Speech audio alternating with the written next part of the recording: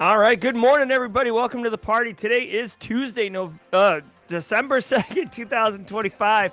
This is episode 1015 of your Simply Cyber Daily Cyber Threat Brief podcast. Over the next hour, you are going to be briefed on the top cybersecurity news stories of the day. And I, as your host, will go beyond the headlines to deliver additional value and insights based on my 20 years of experience in the industry. You're going to get mad value alongside all of the Simply Cyber community members who are here in chat live, a collective 4,875 years of experience in the industry. Guys, we're off and running on this beautiful Tuesday morning. Let's go. I hope you got a great show. Oh, hold on. I'm on the wrong thing here. Hold on.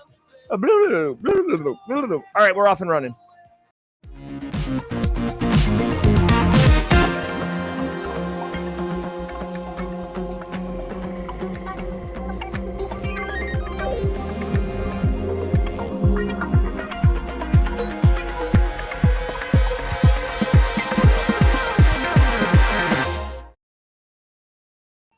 That's right. Good morning, everybody. I hope you're doing well. I hope your Monday was excellent. If you happen to be a New York Giants fan, probably not the best night of living for you, but hey, you know, those are the breaks. Brakes on your car, brakes on your feet, brakes on your making it funny. See, okay, Grandmaster Flash, Sugar Hill Gang, etc. Double drink because we're going way back in the Wayback Machine, late 70s, early 80s. Guys, this is Simply Cyber, and what we do here every day is deliver the daily cyber threat brief. It is a staple of your routine. If you're listening in the kitchen as you're getting ready, dropping the kids off at school, you're at the office, at the gym, pumping iron, running on that elliptical or treadmill, wherever you are, good morning. I hope you are doing well, and I'm super pumped that the daily cyber threat brief is part of your routine. Thank you so very much. Now, as always, we're going to go through 8 stories, and I am not aware of what these stories are. In fact, CISO series didn't even have the blog post ready to go. So I literally just blind click through these things. So I have no idea. You know why? Ain't nobody got time for that. Yes, exactly. Ain't nobody got time for that. But we're going to get through it. I haven't been stumped yet 1,015 times in a row. And today is going to be no different. Now, I want you to know every single episode is worth half a CPE.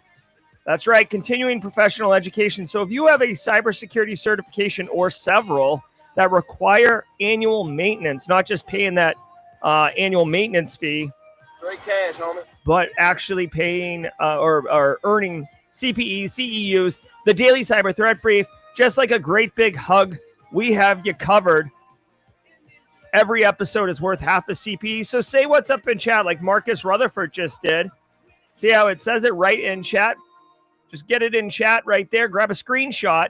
And then once a year, count up the screenshots, divide by 2 because it's half a CPE per episode. Simple as that.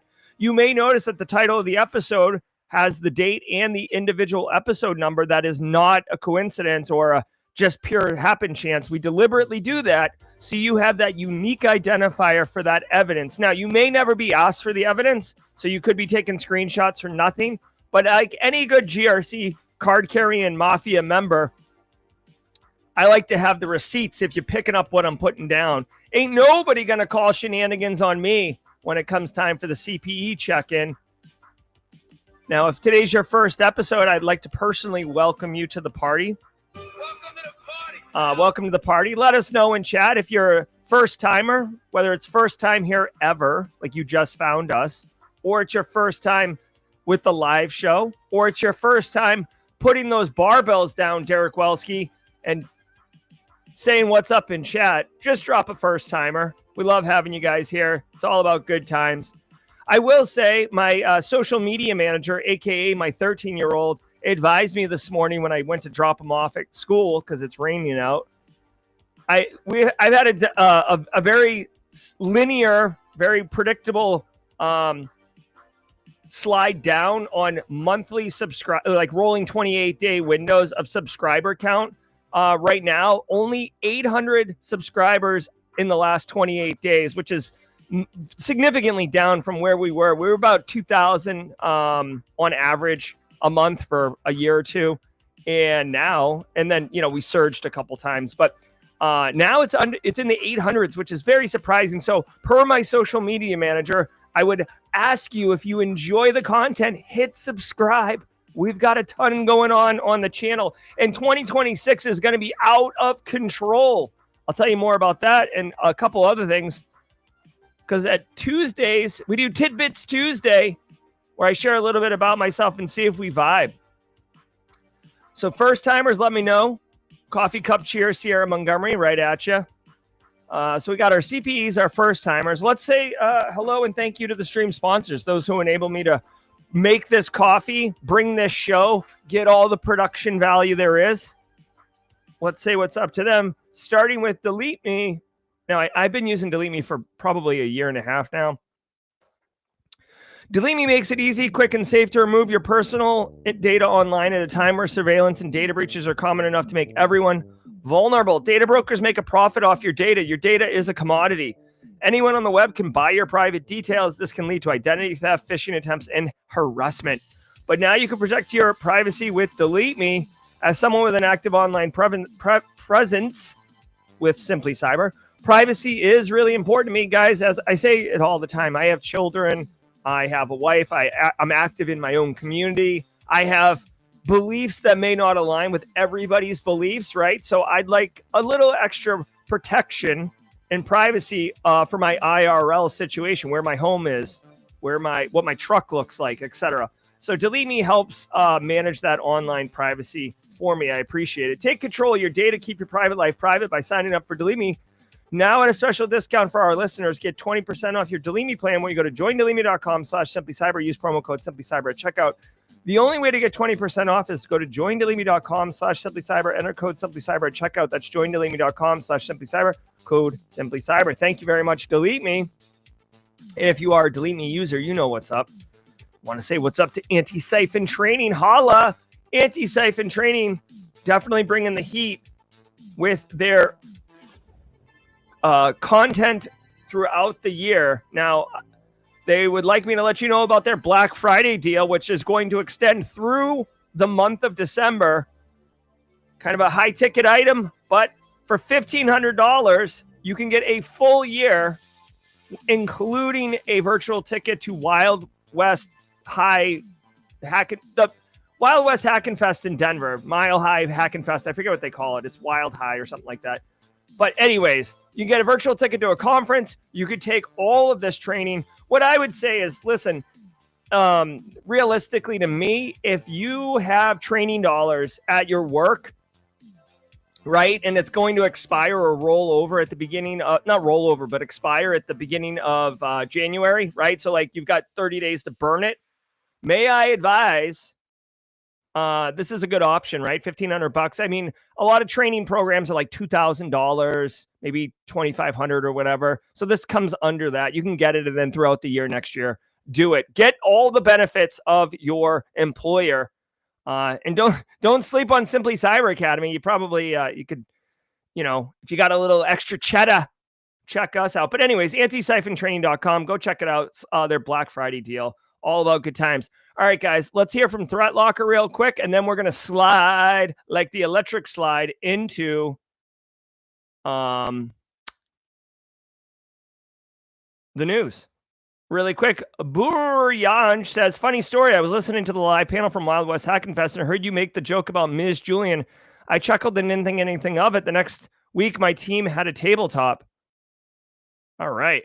Not sure exactly what you mean, but it's been a minute. All right, let's hear from Threat Locker, and then we're off and running.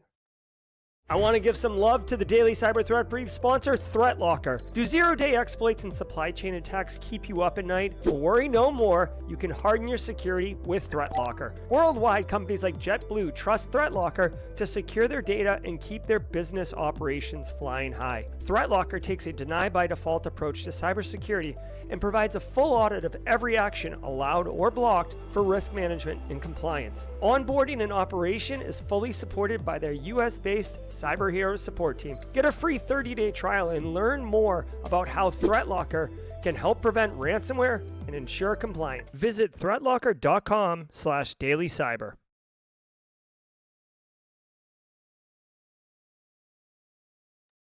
All right, everybody, do me a favor. As people are talking in chat, it is a little chilly here in the low country.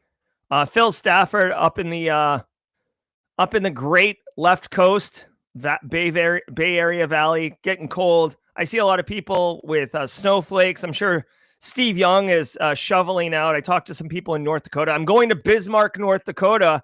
Did you have that on your bingo card? I'm going there in September. But stay safe out there. Drive safe, everybody. Slick roads can be really dangerous. Also, hearts and prayers to the Miami contingent.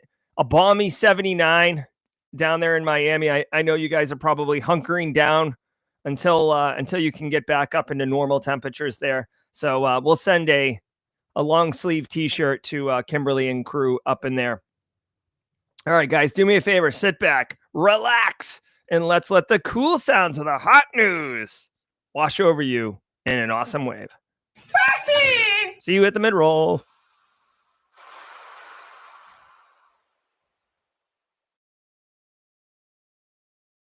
From the CISO series, it's cybersecurity headlines.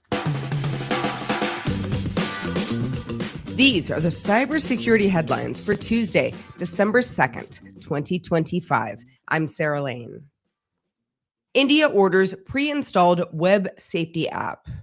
The Indian government has ordered smartphone makers to pre-install its state-owned cybersecurity app, Sanchar Sati, on all new devices within 90 days and push it to existing phones. The app launched in January and helps block stolen phones, fraudulent connections, and recovered lost devices. More than 5 million users have downloaded it. Apple and privacy advocates are expected to push back because the mandate removes user choice and may conflict with Apple's pre-sale app policies. All right. So a couple things. And one, Elliot Mattice, please keep me in line here because we don't talk politics on the show. This is interesting, right? So the country is requiring state-owned apps installed. Now, they are blanketing this as a web safety app, but let's be real, guys. No, okay. If you're familiar with how India's federal government is set up and how their leader is behaving, I guess what I'll say is India is a member of the BRICS coalition, the Brazil, Russia, India, China, South Africa coalition, and sharing views of government with those countries as well. So requiring a state-owned app installed on every citizen's mobile phone, you call it whatever you want. To me, it seems dodgy. Now, here's a couple things. One, on the surface, I think that this is for government oversight or government surveillance. But the devil's in the details, right? Can you uninstall this app, right? If you cannot uninstall it, that's a much bigger problem than it just comes pre-installed. Because listen, dudes, bloatware is what we call it. And bloatware has been installed on computers since the dawn of time, right? You got your speak and spell. I'm being playful here, but you get a speak and spell for Christmas, 1984, and there's like a side-loaded Temu app on it. Again, I know I'm making anachronistic issues here, but believe me, if you bought a Hewlett-Packard or a Gateway computer in the mid-90s, you know damn well you had like 9 versions of antivirus pre-installed, Norton, Symantec, etc., and just it's gross. So this is not new. Now, if it's used for government surveillance or worse, then yes, that's a problem. They say that Apple is expecting to push back. We'll see. India has a giant population, okay? Giant population, just like China, giant population. Now, what does giant population mean? Straight cash, homie. Straight cash, homie, okay? So like for Apple to go, hey, we're going to push back on this. If India is like, fine, you can't sell Apple products in India, that's a massive revenue hit, right? And Apple's a publicly traded company. Shareholders don't like that, et cetera, et cetera. So this is what capitalism is. When you have a big enough sway in the customer base, you can do that. This is why Hollywood routinely bends the knee to China. Look at any of these movies that go out into China, like freaking Top Gun. Like anytime they mention Taiwan, look at John Cena's cringe apology to China when he mentioned Taiwan in an interview. Like, dude. So, we'll see where this goes. This appears to be government surveillance. So I'll tell you what, I would be grossed out if the United States required me to install a government-owned app on my devices. That just seems very invasive. In South Korea over IP camera snooping. South Korean police arrested 4 people accused of hacking more than 120,000 IP cameras, with 2 suspects allegedly selling footage for around... Hold on. Actually, normally I wouldn't do this, but this is great. So we have someone, Sarang Gupta 70, says I'm reading a comment from chat right now, because to me, like, who the hell am I? I'm just some dude in the East Coast United States who's never been to India, never lived in a government regime like this. So I'm talking based on information I have. Sarang Gupta is like on the street. I'm from India and a huge supporter of the current government. So there you go. Thank you for giving perspective. And what they're trying to do with this app is way beyond invading privacy. But I'm also thinking, how will they manage to surveil 1.4 billion people? So they're saying, all right, so this individual, this is great, Sarang Gupta, supports the current government, finds that this app is way invasive. So probably, like other people, feels that. And how are you going to surveil? My guess is it's not about surveilling individuals. It's more about identifying trends, or they identify a person, like say Sarang Gupta, you're identified as a problem, right? Well, then it sure would be nice to see where your phone is, or see who's around you, see who you're texting, see who you're communicating. You know what I mean? Like, kind of unveil your network. So that's what I think's there. Tens of thousands of dollars. In Australia, a 44-year-old received a minimum 5-year sentence for running evil twin Wi-Fi traps on flights and at airports to steal credentials and access victims' private photos. And in the UK, a Norfolk man was sentenced to 6.5 years for operating a dark web drug business under the name DNM Soldiers NDD. Albiriox. Jesus, this was like a law enforcement roundup. Regulators, mount up. All right, so I mean, get your guys. This is like, so have you ever been to like GameStop or Walmart? They have these like bargain bins of like video games or DVDs. It's like everything's $5. This is this story, if you want to call it a story, is basically a bargain bin of law enforcement. So let's dig in, roll up your sleeves. It's always kind of fun to go, I guess, junk digging through the pile here. So suspects were rounded up in South Korea for basically taking over 120,000 IP cameras. Honestly, South Korea, like, whatever. Dude, 4 individuals taking over. Like, Mirai Botnet is online too. Like, they took over IP cameras, 400,000. You can go on in this website right here. I love this website. I always show my Citadel students.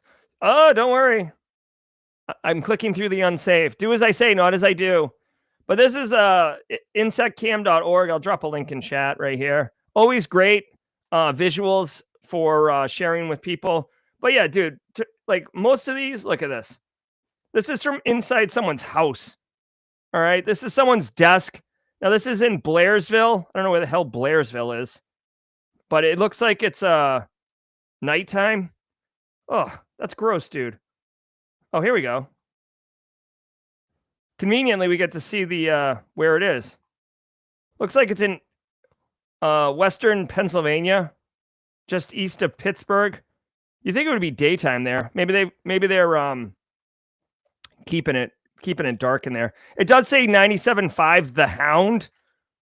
97.5 The Hound. Is that a radio station? Oh yeah, here we go. Ridgeway, Pennsylvania's own 97.5 The Hound. All right. So this is probably the radio station, not someone's bedroom. But my thing is, if I click on this right here, it's going to take me directly to the IP address of that camera. And then if it's default creds, I can just take it over. I won't do that because that would be a crime. Looking at this camera is not a crime. But my thing is, bro, like taking over 120,000 IP cameras, you can script this and just log in with default cred. So like, this is a cute story, but whatever. You know, good thing law enforcement's here. Daniel Lowry's in the house. This is the one that gets me going here. Oh my God, this is disgusting. So these South Koreans were trying to get pictures of, you know, basically that could be used for exploitative videos. But dude, who on earth, I'm not going to say this word, but if you're watching online, like a women's health doctor, who's putting an IP camera in a friggin' exam room for this? What are we doing here? What are we doing here? I know they have like weird vending machines over in that part of the world, but what are we doing here? All right. There's also this Wi-Fi, evil twin Wi-Fi thing. So 44-year-old, 44, 5 years in prison after operating a copycat Wi-Fi network on domestic flights. So here's the deal, guys. You can get a Wi-Fi pineapple. The one thing I would advise people to do, if you have your laptop or your computer set to auto connect to commonly named wireless wireless SIDs like Linksys or Starbucks or CHS Wi-Fi, right? Like the airport Wi-Fi's. A lot of people do that. This donkey, he just went to the airport, stood up an evil twin AP access point, which basically, here's the deal. Okay, really quickly. Your laptop is going to connect to the strongest signal it sees because it believes it's the closest access point, right? Okay. Your phone is going to connect to the strongest cell tower it sees. This is the same way that the FBI Stingray fake cell towers work, right? You can't select which AP you want to connect to.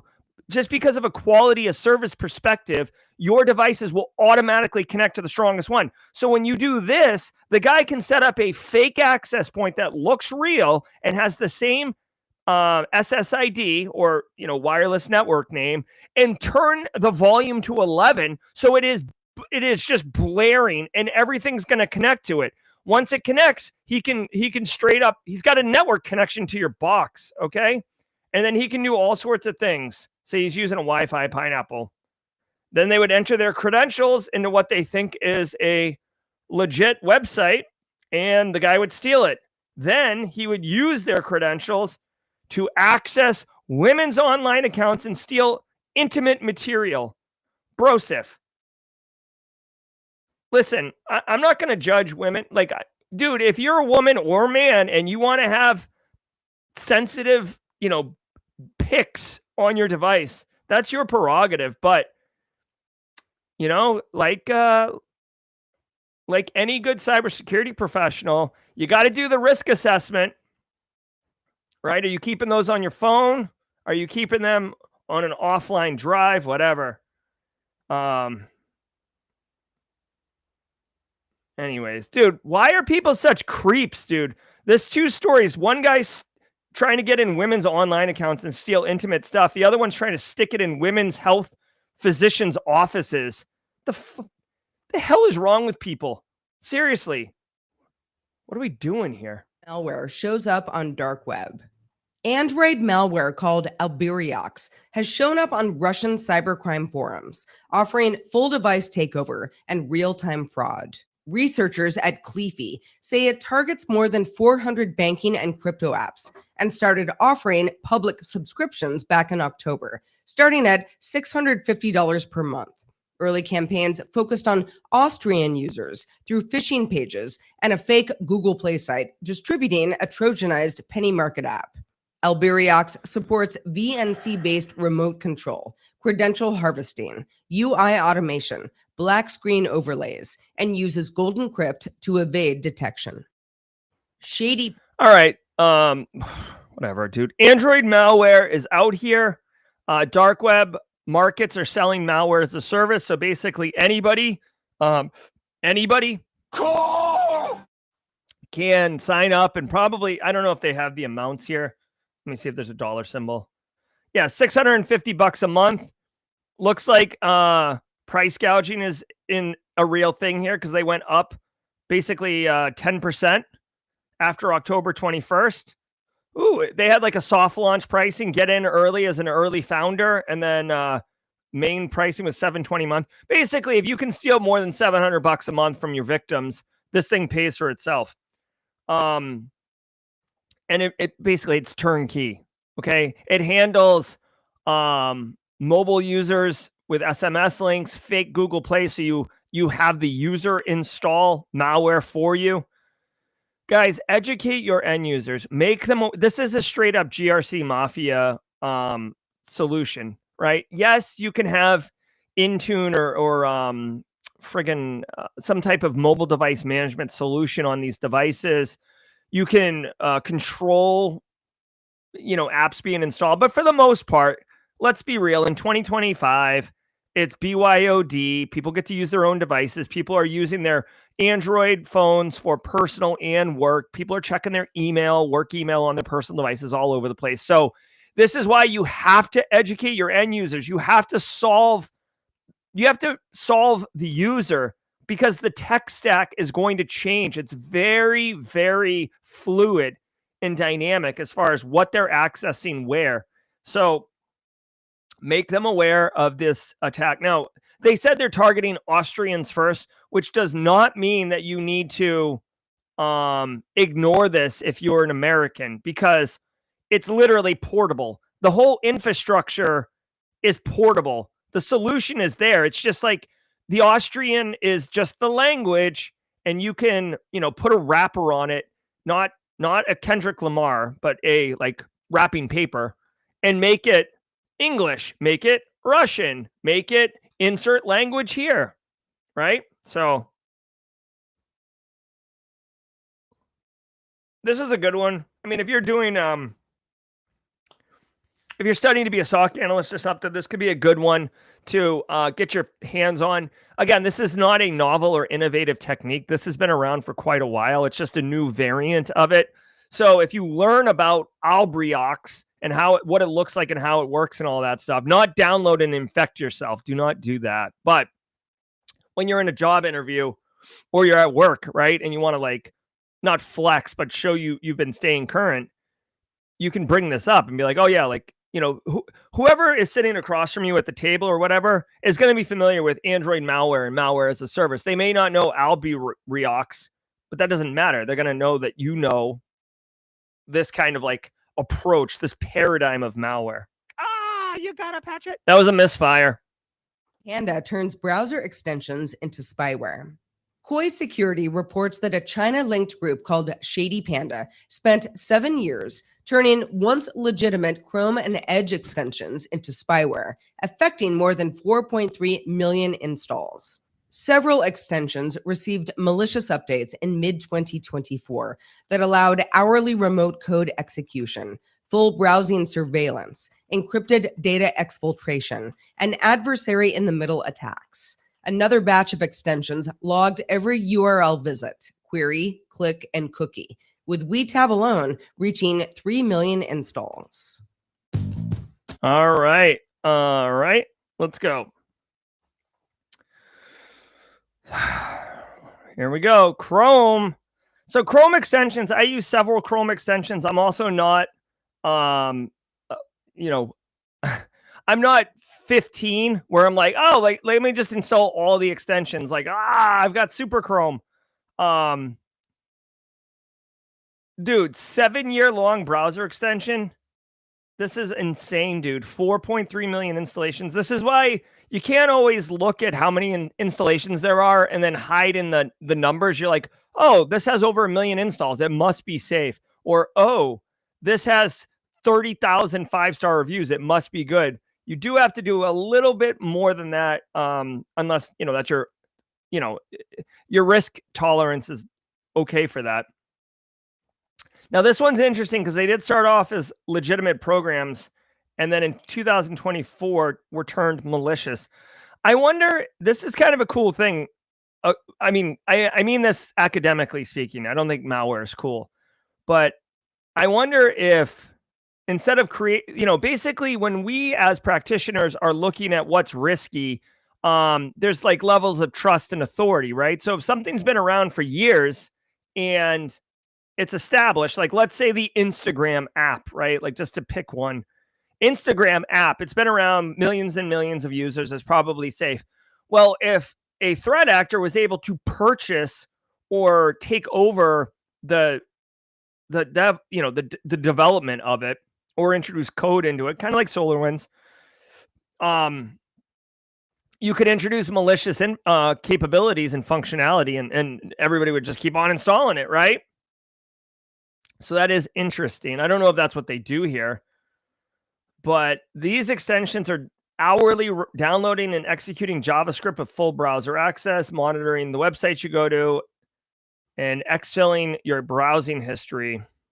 What does that do for you, though? Like, that's just, to me, that's just like surveillance. Like, what?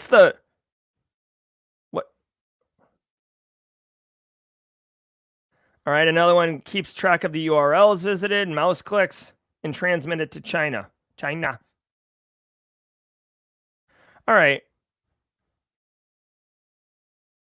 So they do, at least there's some explanation here that they're using stealthy injecting tracking codes for affiliate fraud, making a little bit of money on that. Straight cash, homie.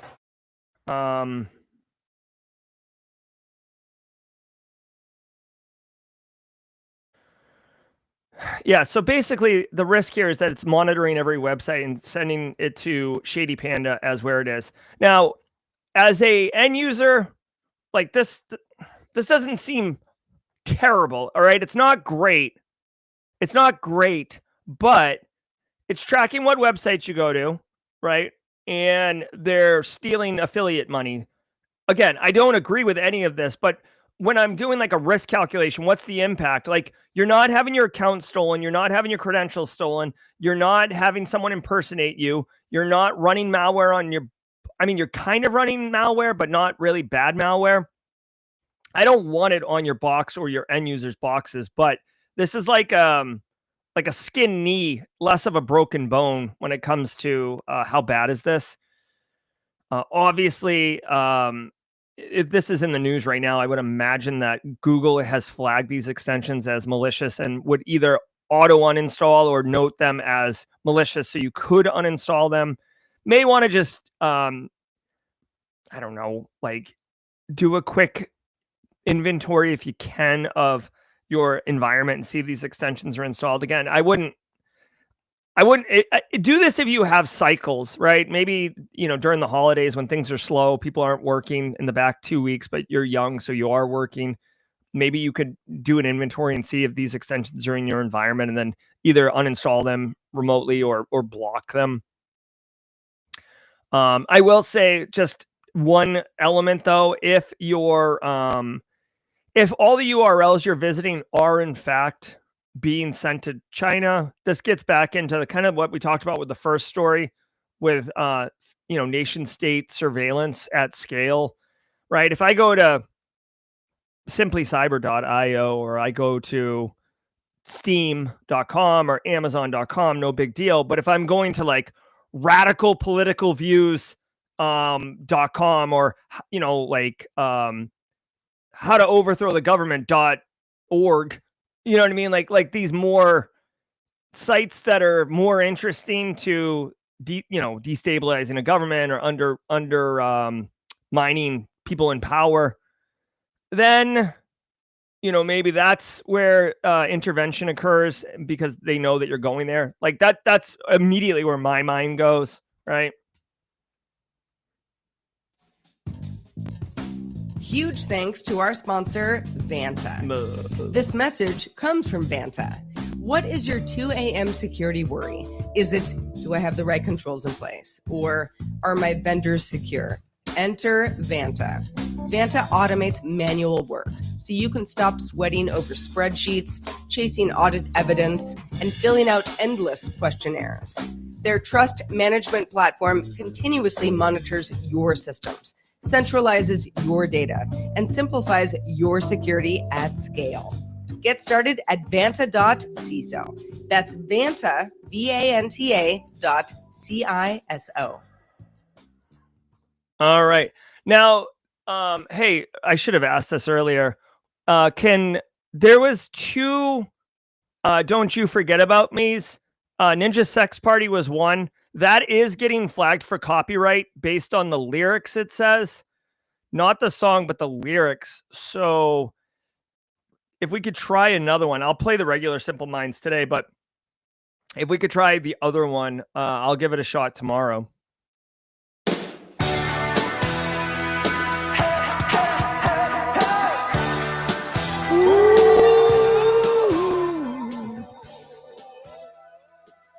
All right. Hey, listen, y'all. Thank you for being here. I appreciate it. This is why you got to tune in every day, because you don't know what day I'm going to play the real Simple Minds. Wow. What's up, 077? Calling it like it is. Guys, thanks to the stream sponsors, Threat Locker, Delete Me, Anti-Siphon, and thank you, the Barricade Cyber Solutions, guys. Barricade Cyber Solutions is providing high-quality differ services to businesses of all sizes. So if you're dealing with an active incident, go to Barricade Cyber and get on that. But for practitioners, Eric and the team have been running this webinar series every 2 weeks that's been a banger, really well received, helping you secure your M365 environment. And right now, December 3rd, tomorrow, you have an opportunity to learn about Microsoft Defender for Endpoint, how to secure it, configure device groups, vulnerability alerts, enable the EDR functionality, use Intune or GPOs to enforce that real-time protection. If you don't know how to do those things, come tomorrow and learn from Eric. Great series. Go to webinars.barricadecyber.com. I'm putting it in chat right now. There you go. Go check it out. It's free to register. Get it on your calendar. Check it out. All about good times.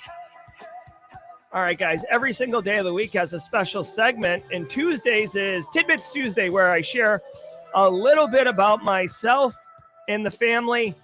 I don't know. I guess, guys, I don't know. I love the holidays. Listen, many of you know that I guess I'll just share a couple small things with you. We have holiday traditions, and yesterday we do it every year. There's a big county park here that has so many lights. It's like an amazing light installation. And then we get out of the car, you drive around, then you get out of the car, you hop on like this train ride, and the train ride goes through all this special space. I always got usually it's me and the kids and Nadine all bundled together. Today, the kids are older now, so they sat in a separate seat by themselves. Nadine and I were all cuddled up together. It was really nice. And so I don't know if you have any annual traditions that you do, but definitely all about good times. I really enjoyed that. And tonight, I'm actually going to meet up with some old coworkers, calling ourselves the Cyber Boys, for some beers and some holiday cheer. So I hope you guys have your own kind of traditions. And family and work is what I spend 99% of my time. So meeting up with these guys, it's a couple times a year, but I'm looking forward to it. Let me know if you got a tradition of your own. Would love to share it with me, and would love to share it with the community as I shared mine with you. All right, let's get our la-la-las on. Rhonda knows what I'm talking about. She goes to the same thing. So Rhonda, we always go, actually, hold on. This is probably the appropriate Tidbits Tuesday. So listen, guys, I love the community. I love you guys. I hate crowds. I hate waiting. The same way I feel when a website doesn't load immediately, that's how I feel when I want to do something and I've got a sea of humanity in front of me and I'm just like, raw. So we go to this thing on Monday and we do it right after Thanksgiving because it's the deadest part. Literally, guys, we drove in last night. I just drove right to the parking lot, primo parking because there was like no one there. I felt like we rented the park out. We went directly up and bought our train tickets. 0 people in line. Went directly to the train. Got on the train. Two other families were on the train with us. We had our own supercar. Rode it. Walked around. Brosif. I bought kettle corn. Didn't wait in a line. Let it wash over me. Let it wash over me. Not having to wait in line is my absolute jam. Oh, it's so good. It's so good. Let me know in chat if you like not waiting in lines. Like, I don't want to pay for the extra super lightning pass thing that Disney does as a markup, but I got to tell you, this is why I only go to Costco's on Monday at 5 p.m. Also, I know it's a bit old man shaking fist at cloud, but I will only go to Costco on Mondays at 5 p.m. My family knows this. They've accepted these idiosyncrasies, but you know what? I guarantee you deep down, secretly, my family loves it that they don't have to deal with big old crowds and all that nonsense. Oh, Tidbits Tuesday for the win. Now get your la-la-la-las on. Oh, it feels good not waiting in line.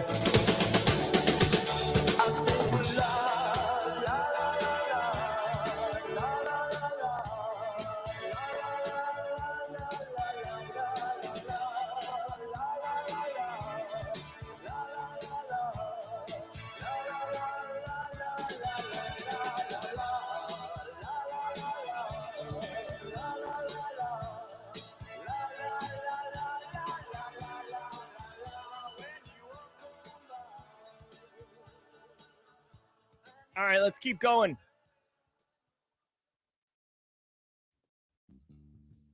Authorities take down Cryptomixer. European authorities shut down Cryptomixer, a crypto mixing service that allegedly laundered more than $1.5 billion in Bitcoin since 2016. As part of Operation Olympia, investigators seized nearly 28 million in Bitcoin, 3 servers in Switzerland, the domain, and 12 terabytes of data. Europol called Cryptomixer a platform of choice for ransomware groups, fraud operations, and drug and weapons traffickers. All right.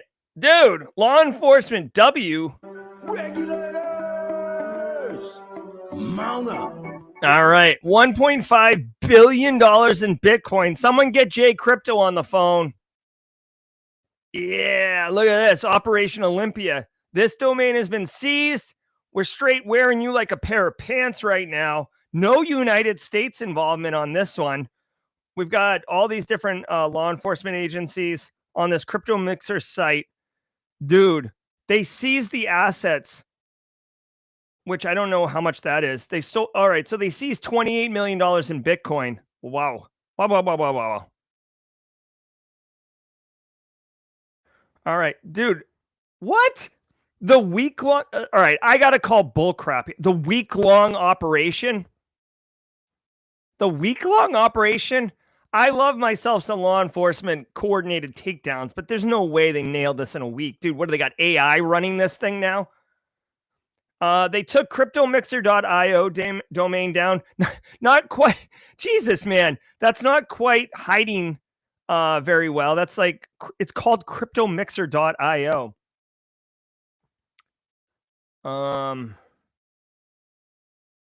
Yeah, dude, money laundering is a thing. Threat actors are, listen, if we're going to take down ransomware, it has to be a multi-pronged thing. You have to take out the actual humans who are running the ransomware gangs. You have to destabilize the economic capabilities of those organizations, i.e. taking out the mixers. So if they steal a bunch of money, they can't do anything with it because, spoiler alert, cryptocurrency doesn't have utility. It's a friggin' speculative market. Sorry, this is my opinion on crypto. And then, like Lazarus Group is stealing Ethereum all over the place. And the only way to do it is through these mixers. You may remember Tornado Cash got sanctioned by the sanctioned by the U.S. Treasury a couple years ago. August 8th, 2022, U.S. Treasury sanctions notorious virtual currency mixer. Now, the United States doesn't have jurisdiction over Cryptomixer.io, apparently, but it's very similar as far as the reason law enforcement is targeting this, okay? Now, I will tell you, unless they arrest the humans behind this, it's just a matter of time before another one hops into their place, right? When supply and demand, guys, it's classic, economics. Just the same way that dark websites, marketplaces, as soon as they take one down and another one shoots up, right? Silk Road goes down, Alphabet goes up, Alphabet goes down, Genesis Market goes up, Genesis Market goes down, Genesis 2 goes up, right? So, another one of these is going to go. The question is, how long is this guy going to go to jail, right? Did they arrest this dude? Hold on. Arrest. So it doesn't say they arrested him.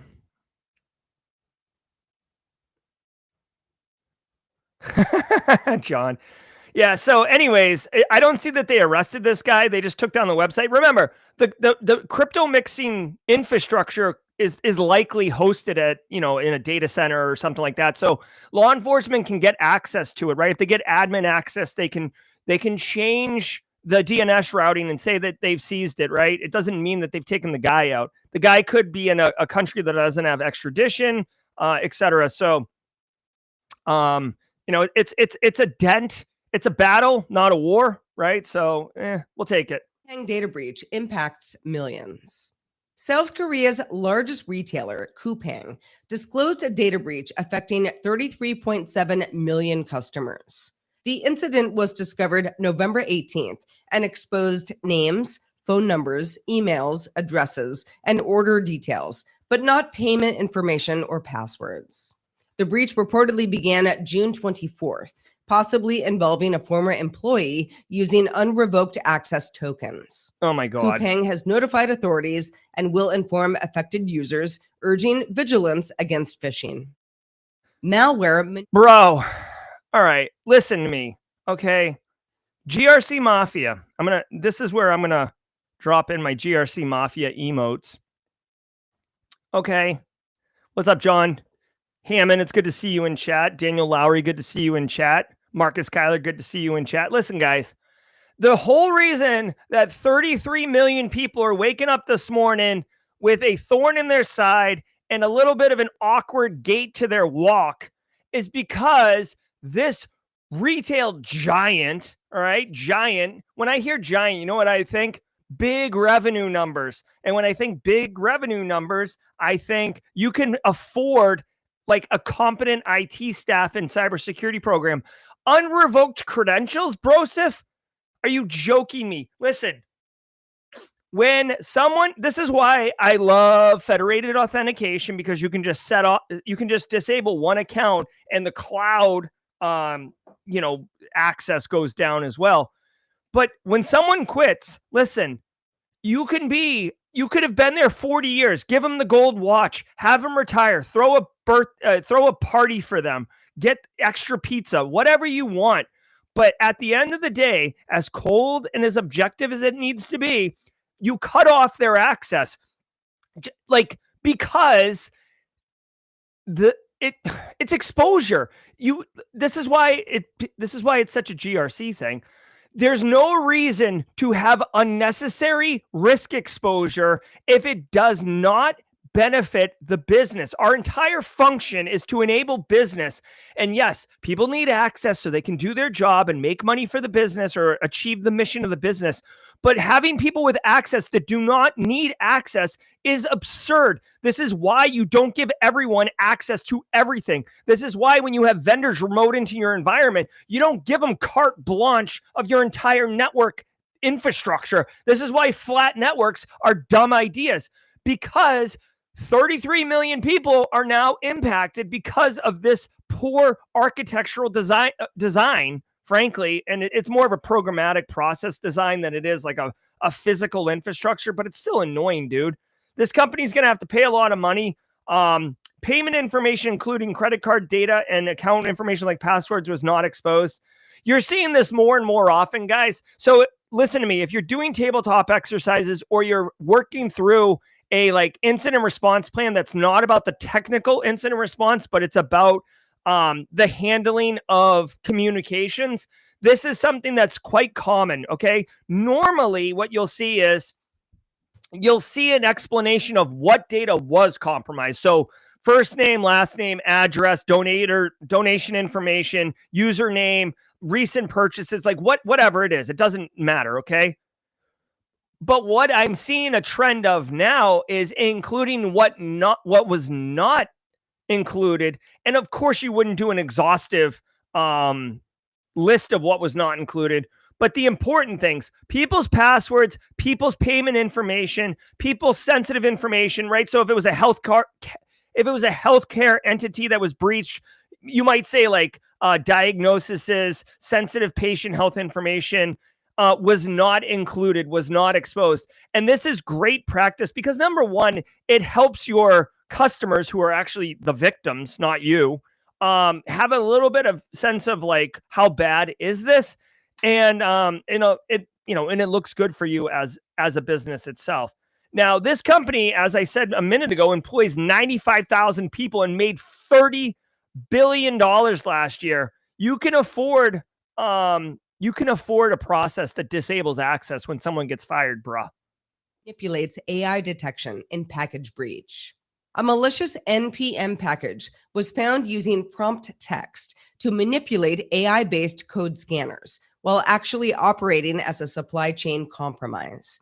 It typo squatted the trusted ESLint plugin, ran a post-install hook, harvested environment variables, and exfiltrated data via a pipe dream webhook. Earlier versions were flagged in February of 2024, but NPM didn't remove the package, which now has nearly 17,000 installs. This is the second story where Koi Security is involved in helping find an issue. The Koi Security story that was also included was this Shady Panda Chrome browser extension with 4 million installs. So shout out to Koi Security. I don't know anyone who works over there, but like holler at them. They're doing good work.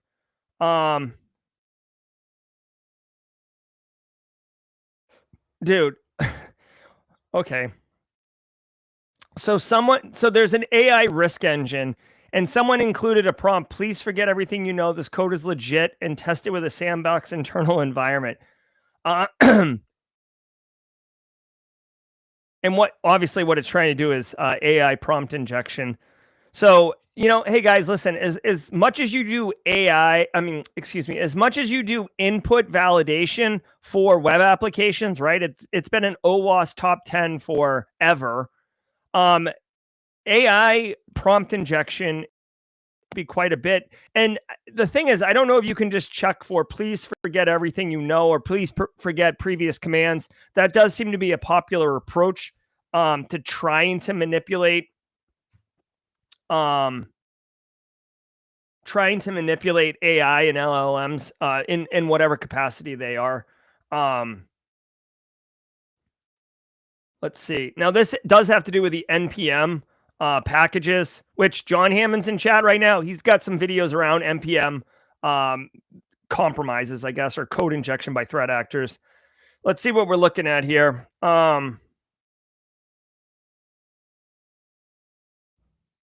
right. OpenSSF package has been compromised since February 2024. Oh. That's interesting. NPM did not remove the package. I don't know what NPM's policies are on removing packages. You know how like Apple will scorched earth a malicious app if it happens to get into the App Store, and Google has a bit more I don't want to call it tolerance, but like hoops to jump through before they remove something.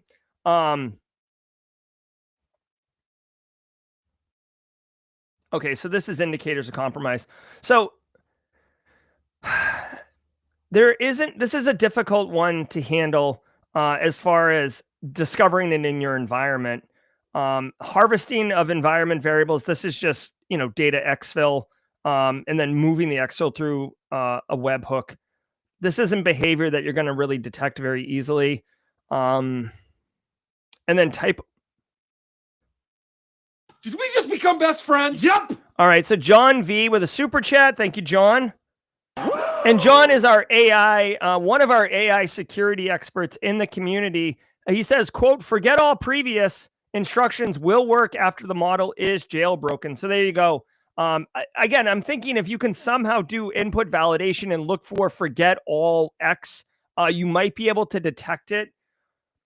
Guys, as far as this goes, all I can say is, of course, you want to educate your end users, and not just developers, by the way, because there's a lot of like power users in the research and development space, IT teams who could be whipping up their own, projects and using NPM for it, especially like in this world of vibe coding where like everybody and their brother can become a software developer, right? So educating people is a good way to do it, but I've said it before, man. I haven't written a lot of code lately, but software developers are lazy. Okay. And I say that as like a software developer, right? Software developers are lazy. Like if someone's already written a package or a library that can do what I need done, I'm not going to rewrite it. I'm literally going to import it.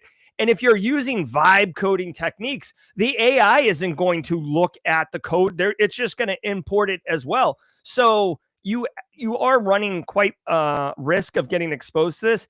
I will say, as always, at least for corporate systems, home end users aren't going to be able to afford this, but like having good EDR solutions does go a long way, especially like behavior-based EDR solutions that can identify, hey, look, this package installed, then it's, it spun up whatever, and then it started copying to a temp directory, and then it reached out to, an IP address that's new. Like these behaviors, you could get caught.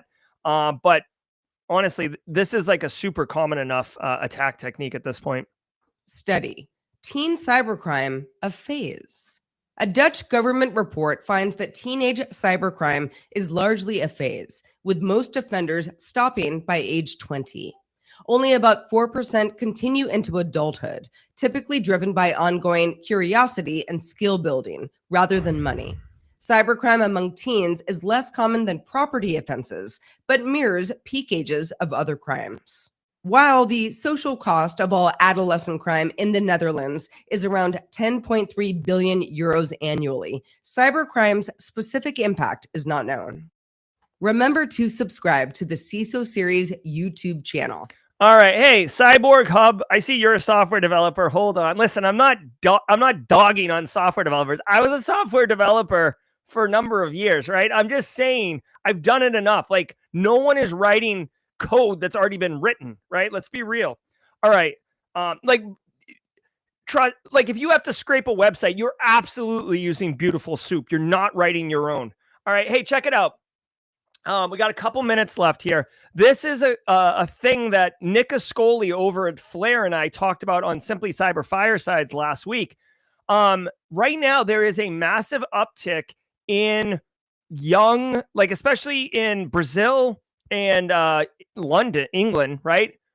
There's a serious uptick in 16 to 22 year old threat actors, right? Scattered Spider, Lapsus, and what's the other one there? Shiny Hunters are a perfect example, right? And they're saying here a study has found that they phase out of it. Now, I'm not a medical doctor, okay? But I've read some reports that you're basically your brain doesn't fully develop until you're about 23, 24, right? Young people are trying in that 16 to 20-year-old phase. They're trying to find their way. They're trying to establish their own social. They're trying to break free from like the parental, hierarchy and establish their own social network. And then where do they stand in that social network, right? And unfortunately, this is one of those ones. This is exactly how it was in the mid 90s. So I know some of you are young, right? Gen Z in the house, but in the mid 90s, this is what happened, dude. It was about prestige. It was about lulls. It was about how good you were at being able to hack, and it established your social pecking order. And I'm telling you, on these Discord servers, these kids are seeing other people get prestige and get like social status, and it's desirable to them, and they don't, I'm telling you, they don't understand the exposure to risk that they're taking on. They and you know, the crappy thing is, when the ones who get arrested, by the way, they should absolutely get arrested, but the ones who get arrested, when they go to jail, it's not like they continue to be awesome in their community. They phase out, and that's the end of them, right? So it's not even like a long-term satisfying win for those kids. So the fact that they phase out, it doesn't seem unreasonable to think that they probably become adults, their brain forms fully, and they're like, oh, Jesus, I'm committing federal crimes right now. I probably shouldn't do that. There isn't enough packs of magic cards that I can buy with my illicit funds that is worth going to jail for. Right. And by the way, in the 90s, you at least had the hope of being a top level hacker and then getting a job when you got out of jail. Guess what? We don't need to hire criminals anymore because there's enough people working in industry who can't get a job. We don't need to hire those criminals. All right. So this academic research totally aligns. So as a practitioner, what can you do? You can't do anything. You should still be trying to protect your organization. Most of these kids get aggressive with help desk and getting things reset. So just, basically make sure that your help desk and password reset policies are firm. Make sure that your executive team, this is a huge one. Make sure your executive team supports and understands what the password reset process is. Because if you're an executive and you call in, you're like, I'm the CEO, I don't need to provide additional forms of verification. Reset my password or you're fired. Well, guess what? That's not going to work. Okay. So you have to abide by the same, rules as everybody else, unless you want a special VIP help desk number that no one else in the organization gets. Whatever. I don't care. Just know that you can't bully help desks with your authority and then expect a threat actor not to do the same thing. So that's the bonus information here for you. But yeah, young threat actors, it's a thing. We've been posting new short. Hold on.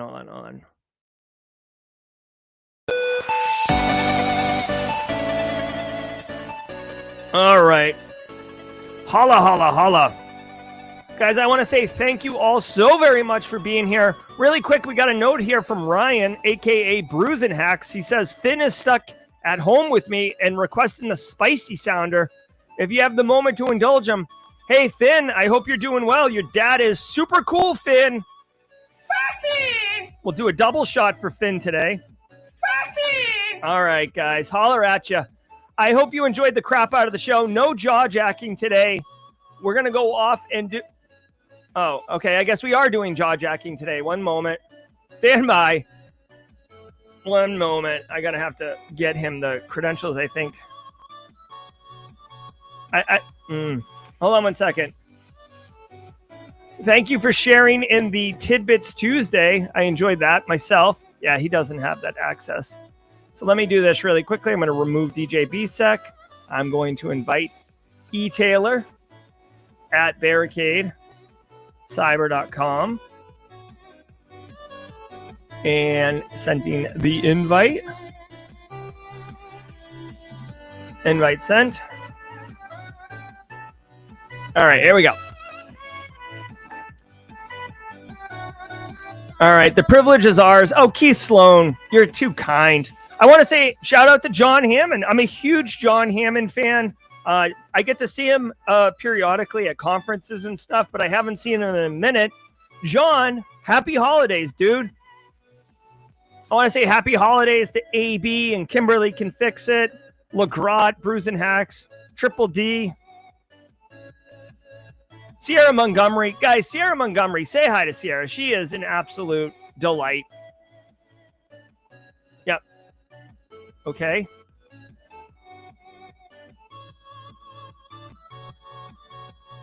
All right, let's go. Trying to figure this out right now here. Eric is coming in, but having some technical difficulties. All right. Oh, Mara Levy says she's out for a meeting, MTG. I thought she meant she's out for Magic the Gathering. Guys, Eric's here. He's going to take over for Jawjacking. Just in full disclosure, I am fully down the rabbit hole on Magic the Gathering. So if you play Magic and you want to talk Magic, hit me up. Also, Battlefield 6, if you're looking to have a squad member that's terrible at the game, I'm your man. All right, guys, I got to go teach the youths of tomorrow, but I leave you in the very capable hands of Eric Taylor for some Jawjacking. Jawjacking is a 30-minute AMA where you ask questions, he gives answers. He's got a ton of experience, and he's going to share it with you. All that and more coming up. Until next time, guys, I'll see you tomorrow morning at 8 a.m. Eastern time. Be safe, take care, and stay secure. Ever wonder what it takes to break into cybersecurity? Join us every weekday for Jawjacking, where industry experts answer your burning questions about the cybersecurity field. Live, unfiltered, and totally free. Let's level up together. It's time for some Jawjacking.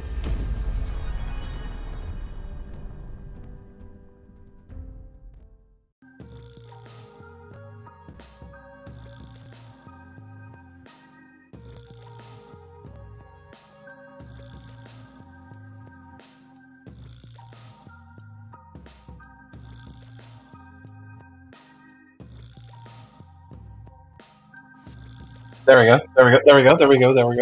Sorry, I changed my audio input. Like I was saying, it's been a long morning. That's all I hear is like this. I've been sitting here doing this all morning, looking at monitor screens. I'm just like, what in the world is going on? It's been a morning. It's kind of what happens when your day starts around 3 a.m. because you go to bed at like 7:30 because you're just tired as all get out. 10-4. How's everybody doing today? Who has gone down? So I forgot to do this last week, and I want to do it again this week. I want to know in chat who, like, we're trying to make sure that we cater a lot of our conversations and stuff like that to the audience that's here. And let me know in chat, what exact field you're in and how many years of experience do you have? We did this a couple weeks ago. Again, I forgot to do this last week, but definitely want to see, what everybody is doing. Like, hey, 5 years in cyber, in penetration testing. Just don't say cyber, right? Like 7 years sysadmin, right? Whatever. Really like to know what kind of experience everybody kind of has, and what's going on. While I do that,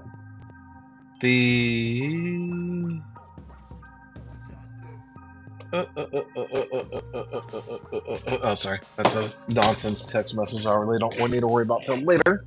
I finally got. So I talked about. Let me run over here and do this real quick. And while I'm idly chatting, make sure if you have a question, put a Q : in the chat, so that way I can so I can find it quickly in the chat. But most of y'all know, now probably because my seat is higher, I probably need to adjust my camera a little bit. But those who know, I've got a 3D printer. I've been printed out this little fidget thing the other day. It's kind of a multi-layer, if I can get it. There we go. Now it's focused. So, kind of just sit here and just mess with it. It's a good little fidget thing. But, building out, we're going to be printing out a bunch of shelves that kind of mount to the wall there. And it's got a track for an LED. So you can do LED strips and stuff. And it's going to have some sort of weird design back there. But I'm going to be printing that out soon, or some more. Got some more filament coming, and finally got my 3D printer fixed, because holy moly. So those who don't know, I got an Anycubic Cobra 3, and I was going through a lot of documents and stuff like that, or tutorials and stuff like that, because filament got stuck in there, And I was trying to get out and all this other stuff, and it was just a problem. I'm like, I can't figure it out. And then finally got on the tech support that took 2.5 weeks to get on the phone with these people. The freaking support is garbage. I'm not sure if it's because of the industry right now or what, but anyway, they're like, oh yeah, if you look on the front of it, there's 2 little hex head screws in there. You got to unscrew it, and then that takes it out and it exposes the printer, the feeder, and kind of goes in there. And then you got to pull out your excess filament that's tripping the sensor. I'm like, oh, thanks. I felt so stupid. So anyway, so now I got that, printed out a couple little small things, just messing around, and it's been working well. So now that has a little bit of a deal on some more things, and going to be printing like that, and it's got curves and everything to it. I may need to get a bigger picture. That I thought the picture. I guess we'll just have to see how the shelves and everything go. But it's going to have like my baseball. That's probably can't see it very well. Yeah, it's not going to show it. But little mementos. I'm a big Lego fan. So, just stuff that's on my desk and everything like that. Ooh, I know we're running out of time, but those who've been around in the industry for a while maybe know Windows XP baseball. Yeah, I'm not a massive baseball fan by any means, but I am a massive Atlanta Braves fan. So I love the Atlanta Braves. And what I didn't know, this goes to show you just how much of a non-major baseball fan I am, and just like one specific team. And anybody who plays against the Yankees, I just don't care for the Yankees. Sorry if you're a Yankees fan. But I didn't know a lot of the MLB, like one of the guys I like to follow is Acuna Jr. And during the off season, he actually plays for another team in South America somewhere. I forget. But anyway, but who's been going down the AI rabbit hole? And I mean, not like using like ChatGPT or Grok, but like literally building out your own local LLM and then tying it into an MCP. For who don't know what an MCP is, and I've just recently learned this. An MCP. There was a definition to this just a moment ago. Model Context Protocol. So it's like giving it a bunch of instructions to work with a specific application. So, and I've talked about it before, and I even see a question in here, which we'll get to in a moment, about CrowdStrike. CrowdStrike has their own MCP. So we're going to be standing up an MPC server or MCP server, and trying to really automate some of our SOC engineering and detection and stuff like that, and really training that AI model. And that's the key thing, is we want to train our local AI. We'll probably get another one for e-discovery and stuff like that, but we are limited on our conversation today, so I definitely want to get the 4 questions that we actually have. From the real Kakao, if your Intel feed shows an email and hash, but doesn't mention what account platform it is for, how do you narrow it down, or do you have to have the reusers reset all their accounts? What? Oh, sorry. I had to reread that. So if your Intel feed shows an email and a hash, yeah, in that particular situation, so what I would typically do, depending on the hash, but I would try to unsalt the hash and talk to the user. If we can't figure out what it is, then we're just telling them to start resetting everything.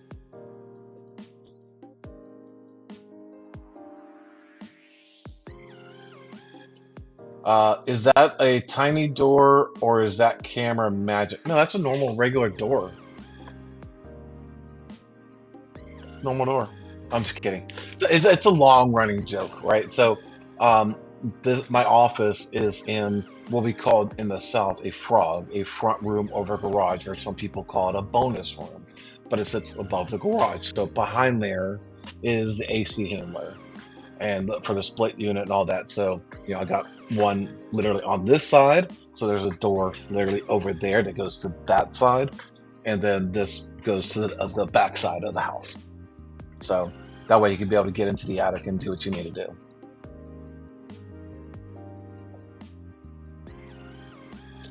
One of these days, I am probably going to, don't take this the wrong way, but I don't know what the politically correct term for small people is. Maybe that is it. Little people? Little person? I don't know. You know who I'm talking about. But one of these days, I may just hire like 3 or 4 people just to come out of that room one day when I'm on stream and just start clowning around. I was joking around that the other day. I think that'd be kind of hilarious one day. From the Rich 464, Eric, are you are looking better than I've seen you. Are you doing something different, sending positive? You are looking better than I've seen you. And I'm a complete mess. What are you doing different? Honestly, dude, I'm walking. Like the other day, so I kind of fell off the bandwagon for about a month or so, maybe a little bit longer. But Sunday, today's Tuesday. Sunday, got almost just under 3 miles of a walk in, and I'm a fat dude, so it took me like an hour, just about to get just under 3 miles. I was at 2.94. It's not because I cut it short; it's just the way I walked. So there's a slightly different trail in our neighborhood that I'm going to take next time that actually goes out around some of the new development. So I think that will get me at my 3 miles. And I was going to do it this morning, but it is rainy down here in South Carolina, so I didn't do my morning walk. But getting back to working out, I have a tonal, Tonal, tonal, I think that's how you pronounce it. So I do that. So my shoulders are beefing up a little bit, getting a little musculars again. But yeah, I mean, I fell off the wagon a little bit, but now that Thanksgiving is over and I put on like almost 10 pounds in like a month and a half or whatever, I'm like, this is not good. I'm letting my hair grow out a little bit. I'm embracing the curl some more. So maybe that's it. I don't know.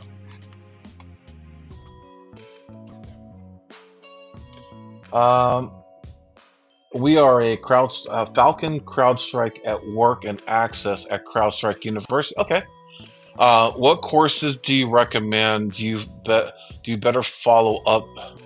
Do you recommend do better follow up and investigation when sensor detects something? So,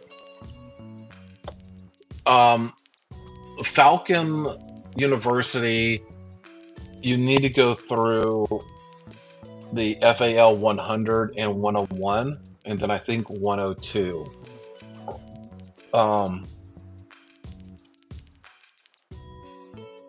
That's typically the courses. Definitely if you got access to their university, definitely get in there and do some of the webinars that they do. I haven't attended any of them, but I've heard they're very receptive to questions and stuff like that during the through those events, and willing to go off script in a lot of times, depending on who's putting it on, from what I've heard. But yeah.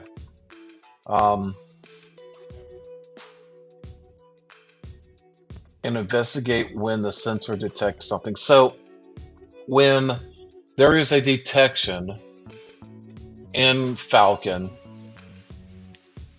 I will investigate the incident. So when you go actions, investigate incident, and then I investigate the host as well, 9 times out of 10. But that's kind of why so I bought a really overpowered MacBook Studio.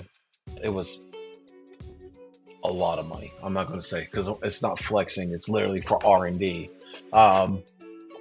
And looking at tying in, like I said a minute ago, the Falcon MCP and everything like that. So it's like the LLM that I'm using is local, true local. Like I even tested it a minute ago. Like, hey, go to my website, barricadecyber.com, and tell me what you can tell about it. It's like, it gave me instructions how to open up a browser. Like, it can't go online.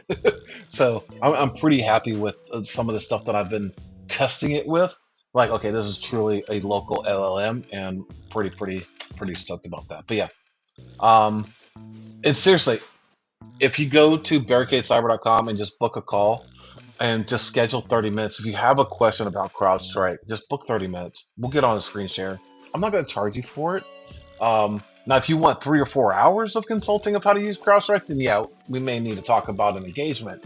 But if you're just looking for a tip or trick on how to do something, just book a call, man. Happy to do that for you.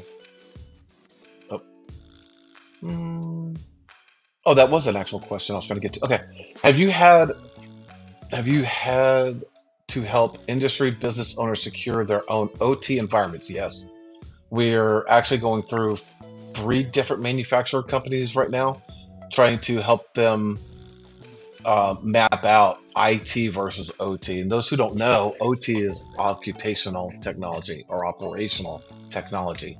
So in the manufacturing industry, you'll have your admins and your technical and your artists and whatever, the back end people. That's going to be part of the IT network for some, and then you have IT management. I won't go too far down the rabbit hole, but the machinery is under OT, and having very limited connectivity to that, because a lot of the stuff that is running on those devices is very legacy. Even their brand new stuff, like we have a one that I can't say what they do. They're about 4.5, 5 hours away from us, but the like even their new equipment, we're looking at it, we're like, this is some old Linux stuff. Like the CVEs for this thing is massive. Like, and the guys who are installing the controllers and everything for it, I'm like, please tell me this is not the latest version that you're pushing out. And they're like, yeah, why? I'm like, the kernel is completely outdated. Like, you need to update this. Like, our software won't work with it. I'm like, oh. And you're selling this as new equipment. And that's the problem. While the machine itself, the machine itself may be doing phenomenal, state-of-the-art stuff. The software that's driving it is so legacy, it's horrible. So, but yeah.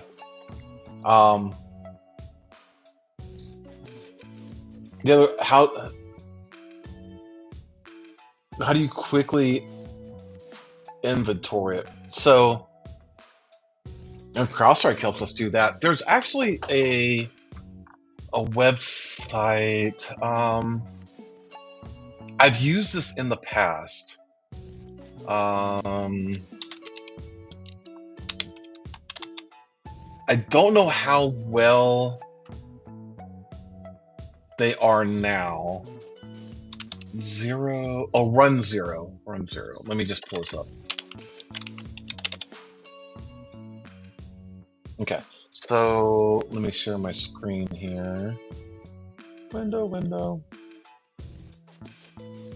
And like I said, we've used this in the past, and it's a really decent application. I don't know, what is the pricing on this thing nowadays? You can do community. Okay, pricing is complicated. It's not cutthroat, but literally you put a sensor in, and you will, be able to scan the network, and it'll do some vulnerability management. There is another device. Let me see if I can find mine real quick. It's made by a company called Domoz, DOMTOZ, I believe it's called. They have a Windows and Linux sensor, but if you have a real EDR inside of your environment, it's going to cause a problem. It's going to throw out sensor. It's going to throw out a bunch of detections. But literally on Amazon, you can buy this thing, right? And it's its own little device, and you can plug this in, run your scans, and do what you need to do. We've used this for literal IR engagements before. It's been several years. Again, CrowdStrike has done a really, really good job in trying to help us discern a lot of stuff. But sometimes we can't deploy CrowdStrike for whatever reason. We may use this, or we may use Run Zero for that, to get visibility into a network, because a lot of times we are brought in for remediation aspects, and that helps. It really, really does. If you want a no nonsense, just like a fancy aggressive like IP scanner type of tool, let me pull up this other website, and let me post this up. Run Zero. So that's there, and I've always butchered the name. Network scanner. All right, let me reshare my screen. Oh, that's Dr. Gerald Auger. Boop, boop. Oop, that was the wrong button. And I'll post this in here. It's put together by Komodo Labs, and I use this a lot right now. So a lot of times we send out a Nook or a little small Lenovo, and kind of go, we'll put this on there. And like I said, it's like a fancy aggressive IP scanner, right? Or Anger IP scanner. And the pricing wasn't that bad at all. And you literally buy it for one on the purchase page, pro license. Yeah, I think when I bought it, I got the unlimited devices and MSP model. I'm not sure if you can be able to see that on the screen or not. Yeah, okay, so it's not showing. So, it was like for $500 for a business. It's not bad, right? And it's lifetime, so it's a one-time expenditure. And like I said, it does a really, really decent job at quickly finding out what's in your environment and things of that nature. So there's some options for you to consider. Oh, we have a super chat. Sorry, I don't want to butcher your name, but thank you so much for the super chat. Thank you. Really, really appreciate it. What kind of tools do you recommend for DFIR?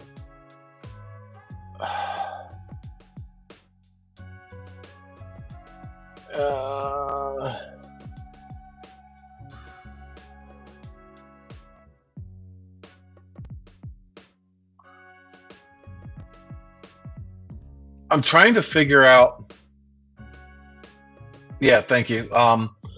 Getting pinged by Kimberly as a reminder. Thank you so much, Miss Kimberly, in mod chat. I'm going to take this question as you're getting into it, like you're getting into DFIR, and because of that, I will say go look at Velociraptor and look at what Eric Chapman and Whitney. I guess Whitney Chapman now, since they're both married. Some of the stuff they did with Velociraptor and getting some of that automation done. Definitely go look at 13 Cubed training as well. There's a lot of tools there. The one thing that you'll learn when you're in like sysadmin network administration, IR is no different. You're going to find the tools that work best for you and kind of go from there, right? So, all right. With that, we do have the Simply Offensive episode coming up. Thank you so much for tuning in. Sorry again, I was a little late. So, I do greatly appreciate it. We'll kind of do the sea shake real quick, the closing notes, and I will see y'all next week. Thank y'all so much. Take care.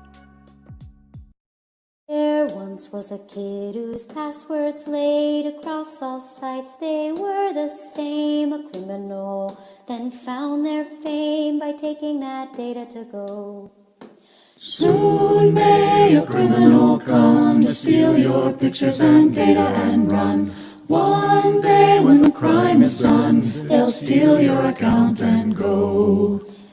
Hey everybody, I hope you enjoyed that content. Keep the cybersecurity train going by connecting with the other Simply Cyber community resources.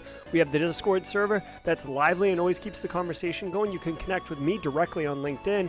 And also every single weekday morning on the Simply Cyber channel, we're doing live daily cyber threat briefings, 8 a.m. Eastern time, as well as Thursday at 4:30 p.m. We're doing live stream interviews with industry experts, and we produce videos that we push out every Wednesday morning. I'm Jerry from Simply Cyber. I hope you enjoyed the content, and we'll see you in the next one.